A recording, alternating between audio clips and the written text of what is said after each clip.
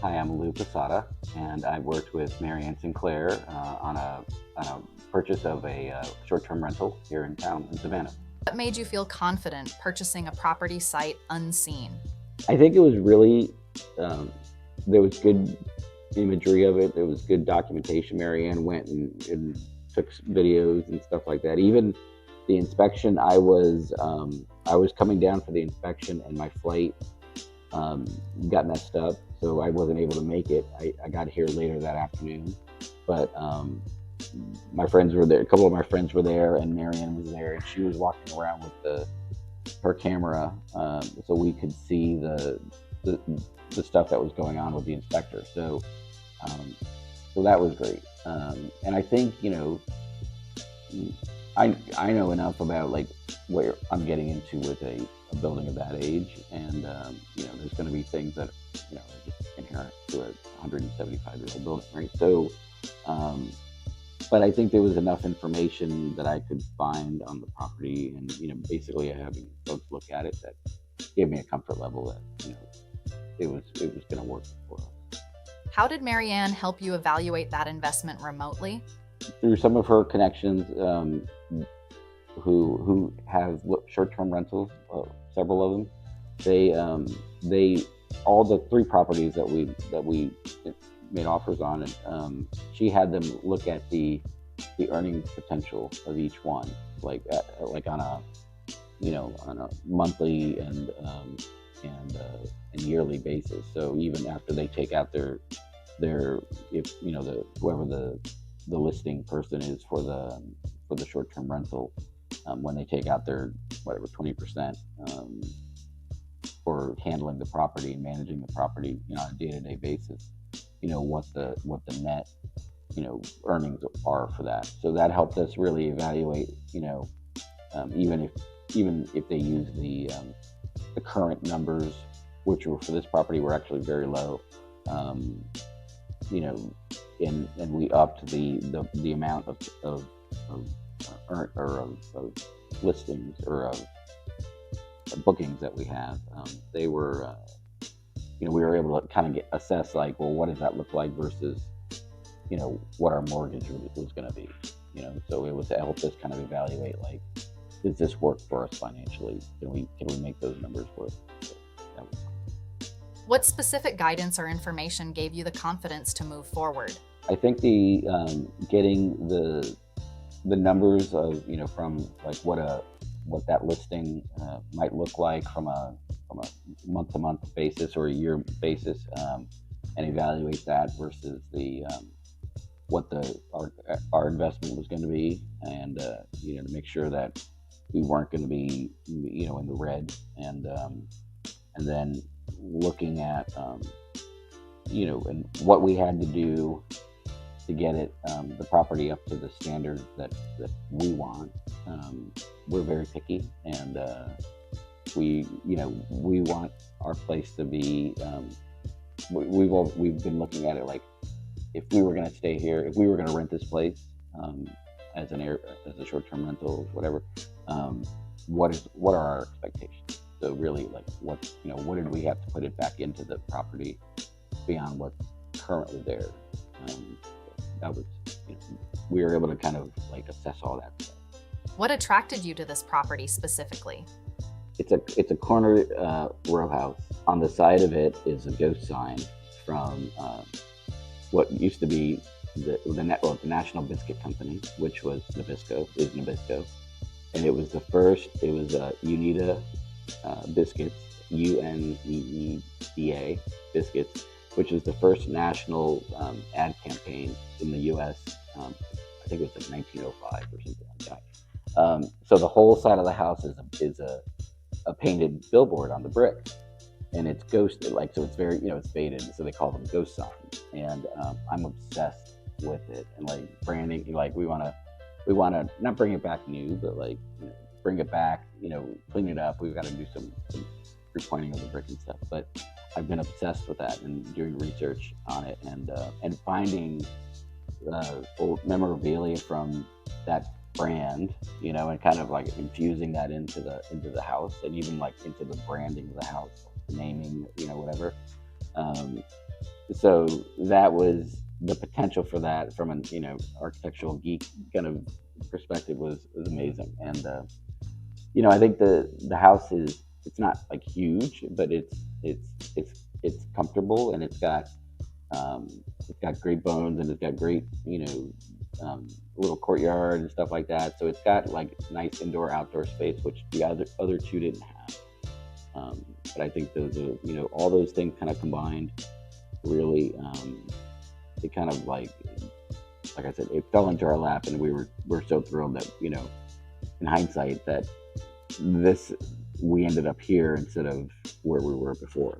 Why was the location important for your investment strategy?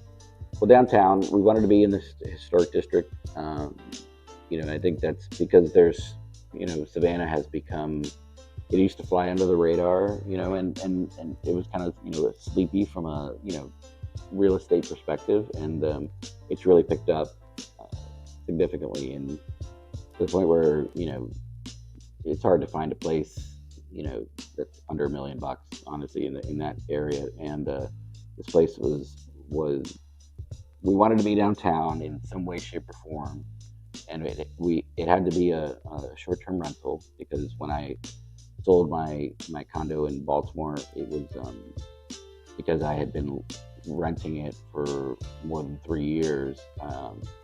I had to reinvest my capital gains into another rental property within an X amount of time. There's all these, I forget what it's called, but there's all these rules from a tax burden perspective. So we needed it to be a short-term, a rental of some kind, and in order to make sure that we weren't paying a lot of money on taxes. So there was that. There was the location. There was the placement of it in downtown, and what what are the nice things about that location.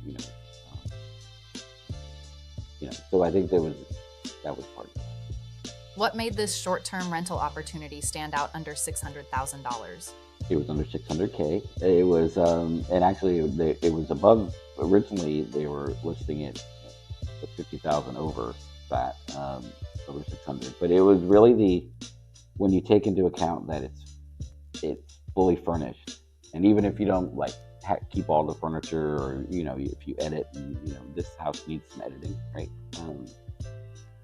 To furnish an entire property is over $50,000, probably easily. And so if you take that away, out of the equation, you have a property that's already been listed, that's already been, you can see the track record of it, and where it and what it's been doing financially and stuff like that. So I think it was, all those things is like what made it. How would you describe Mary Ann's communication throughout the process? She's great. I'm a texter, so she's great in texting, and just constantly communicating with us about everything. And even again, I'm very high maintenance, and so it was. There was no question that was done. There was no, anytime I responded, or I asked, a question about something, or we needed information, she would immediately, either get it to us, or say, I know who to talk to. I have to go talk to somebody to, get it. And she was constantly communicating, and it was great. I mean, it was, she's always going. What did she do that made the experience easier or less stressful? What didn't she do? She did everything. I mean, she was,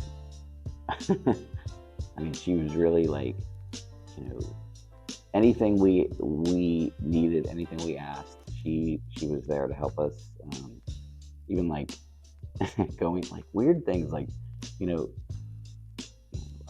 why is that mail slot, just goofy things. I was asking questions, and she would go down there and look. I mean, she sent videos of stuff, and we were trying to figure out on one of the other properties, what's that thing over there, and she was like, I don't know, but I'll go check, and she would run, she would just run it down, whatever it was, she would find out. And because she knows the market, she knows the people here in town, and she knows who to talk to and get you an answer. And really, even like down to the inspectors, helping get inspectors on board, and kind of getting information on the property and like what basically what's going on with it and what's been done to it. She was able to really beyond the stuff that's on the listing. She was able to really help us kind of read between the lines and kind of help us get answers to questions we had. And when I had my friends who are here in town who are in construction, who like go down and look, she would meet them. So I mean, there was nothing that she didn't do to really help us. As a first-time investor, how important was her guidance? So we couldn't have done this. I don't know how we would have even started or even like it was so important because she's so keenly aware of what's out there and what the market's doing and where we needed to be and stuff. So she really guided us through the whole process. Looking back, how do you feel about your decision to invest? I'm overwhelmed, but really optimistic about the potential for this place, and putting our brand on it, and our stamp of our aesthetic and stuff. So it's really exciting. We're really thrilled to be here. Did the experience meet or exceed your expectations? Exceed. Yeah, it's been great. It really has. She's fun. I mean, Mary Ann is so much fun to just spend time with and just chat. We ended up last time we ended up chatting about other people, about other things that have nothing to do with what we're working on. Like together. It's, because she's just great personality, great. She's great fun. So it made it a lot easier. To go through the process. What advice would you give to someone who is considering their first real estate investment? I think you have to align yourself with somebody who knows the market and who knows what's out there and how to get the answers and can help you with kind of figuring out the logistics of it, putting you in connection with folks who can give you the information you need beyond just the purchase of the property. That can help you with the leasing, the short-term, listings and all that kind of stuff, and really kind of having a team of people that help you kind of figure out the right property. I think surrounding yourself with the right folks is really important, and people that you trust. What would you say to someone who is hesitant to get started? I mean, it's a leap of faith. I mean, you're really it's a bunch of money that you're kind of like going, all right, well, your listing folks have to, the people who are listing it for they have to push the property, they have to like market it, they have to help you care for it, right? So you're putting a lot of faith in the people that are your listing folks, that they're going to be looking out for your best interest, and that they're going to help you make the right decisions, even like what your cost, what you're listing it for, like, and there's you come to find out later, there's like, oh well, you can list it. This is your weekday rate, and then there's the weekend rates, 20% more, and then if you're, the big holidays like St. Patrick's Day or the Food and Wine Festival or the SCAD Movie Festival, those are premium. Like, so you can fluctuate the cost, the per night, numbers. But that's like, I would, you don't think about that, but it's important that the people that you're working with kind of know the market, know what you can do and how you do it, and all the other parts that go along with having a property that you're using as this kind of short-term rental, like all the laundry, the cleaning, the maintenance, the reservation stuff. I mean, there's a ton of effort that goes into that, and it's if you don't, especially if you don't live here day to day, you need you need to have those people and trust that they're going to support you. But it's scary, right? Because I'm like, holy smokes, I just spent $500,000. So it's like, oh, sure, let's go, have some hand it over to somebody else, right?